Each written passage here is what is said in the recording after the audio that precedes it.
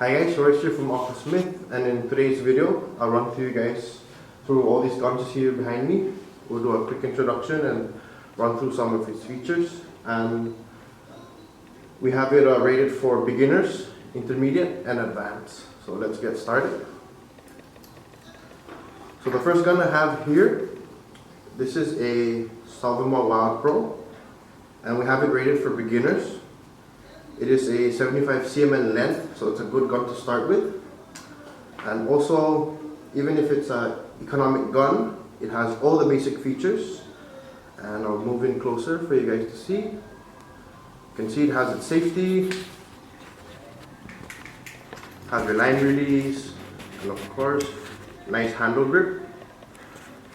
And also, we'll move up to the muzzle. And you can see on the muzzle you can add extra bands.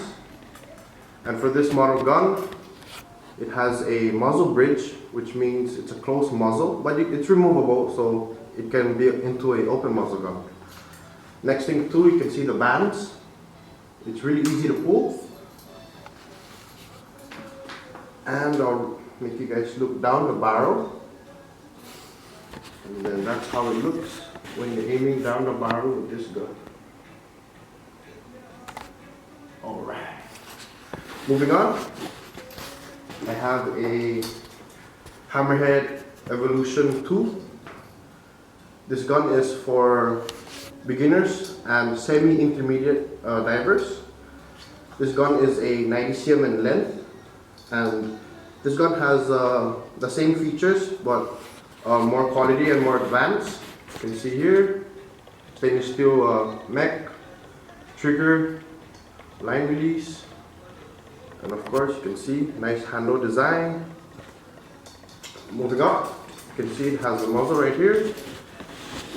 Comes with two bands, and your muzzle, you're able to put your line on the left side and the right side. And this gun's barrel, it has a rail. It might be hard to see, but the overall barrel has a rail so that the shaft sits nicely and it's accurate when you shoot. And I'll make you guys look down the barrel, and this is how it looks. And this is a open muzzle design.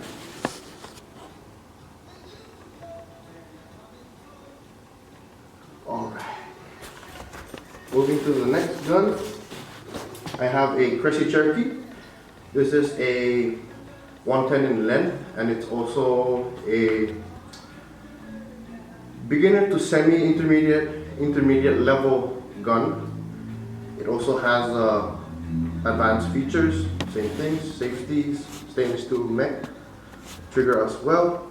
And this gun comes with a reel, so you're also capable of shooting big fish. And on the shaft, you can see here, this is a rest tab, so that when you come to load your gun, this rest tab really helps. So when you load your bands, you can put it on the rest tab, and then of course load it back, further back. So this rest tab really helps. And we'll move up to the muzzle. You can see it has a nice design, holds two bands also. And this muzzle, it has a magnet on the muzzle. I'll show you guys real quick. So I remove the shooting line, you can see.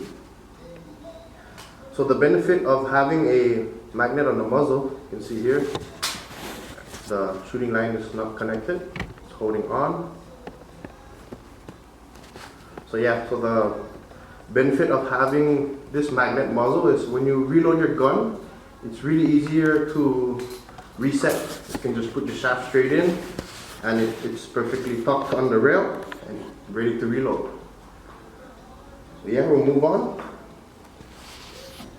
Now these two guns here, these are for intermediate and semi-advanced, and it's the same gun as the one I talked about earlier. All the same features, only difference is it's longer, and this is a 120. So for you guys that are intermediate and semi-advanced divers, this gun, since it's a 120, it's capable of shooting further. It has more range. If you guys want to target fish species that are hard to come in close, or for you to take further shots, a 120 is a good range. And same as this is a Cressy Kiowa. This is a 130 cm in length, and it's also rated for intermediate and semi-advanced divers. This gun is really long, and same thing, you're able to shoot further, and of course it has more range. And I'm just going to show you guys. The gun is on the ground, and then this is the length. Yeah, you can see that right here. This is the overall length. It's a pretty long gun, yeah. And even if it's a long gun, this gun comes with also a rest tab. So what this rest tab does is when you reload your bands, you can set it here. It's going to make it easier for you to load it to further back. So yeah, the rest tab really helps with the longer guns. And same design as a Cherokee Fast. And one downside about using longer guns is it's harder to maneuver, harder to track, because of course the gun is really long. Yeah. So that's the downside. It's harder to maneuver and track, but it shoots further. Alright. So in conclusion, if you're a beginner, we recommend getting a 75 up to a 110. And it also depends on your height, because of course your arms reach when you come to load your gun, and of course your power. So when you come by to choose, we can help you assist and find the perfect length for you. And of course, if you're intermediate and semi-advanced, the 120 and 130, perfect. Alright, so moving on, the guns I'm going to talk about, this is rated for advanced level divers. So starting off, this gun I have here, this is a Salomar Hero. It is a 115 in length. And let's start off talking about the overall barrel. This it has a elliptical barrel shape. You can see here. So with it being that shape, it's easier to track and maneuver through the water. And also, since it's made out of aircraft aluminum, the difference is this. You can see the overall track here. The difference with this compared to the other aluminum guns is it has a track that's made out of Duralin plastic, which is used for industrial purposes and safety features. For example, like your seatbelt buckle, which is really, you could feel the plastic is really tough. And since it's made out of that kind of plastic, you don't have metal to metal contact. So when you're down in the bottom and you take a shot, it's really smooth, it doesn't make a lot of noise and cause vibration. And with that, it gives you more chances of not spooking the fish away, so you're able to do a second drop and maybe land another fish on your same spot. And yeah, you can see this gun comes with a reel, and of course you're capable of shooting bigger fish and landing bigger fish. We're going to move on to the handle. Nice handle design. You can see here stainless steel trigger mech, line release, and the trigger itself. Now for this gun, it has a reverse trigger mech. The benefit of having a reverse trigger mech, the trigger pull is more smooth, and you're also able to add stronger bands. So even if this gun comes with 216mm bands, you're able to add a third band, even up to 3 14mm bands. So yeah, it handles a lot of power and load. Also, you can see 3 main shark fins on the shaft right here, and also it has a rest tab. So like I mentioned earlier, the rest tab helps you when you're loading your gun. Put your bands on here, and then you're able to load it to your desired shark fin. So yeah, moving on. So this is also a Salomar Hero. It's the same gun as the previous gun I talked about. The only difference here is this is a roller. I'm going to show you guys a quick view of the roller. There we go. So the difference is, even if you have a roller, and the roller guns now are starting to be more popular, and the benefit of it is, even if you have a shorter gun, like for example, this is a 105, the previous gun was a 115, you're still able to take further shots, and it has almost the same range as the 115, even if it's a shorter gun. And yeah, that's the benefit of having a roller muzzle. Moving on, we're going to move to the wooden category. This gun here, this is a Hammerhead Nakoa. This gun is a 105 cm in length, and we'll talk about the overall barrel.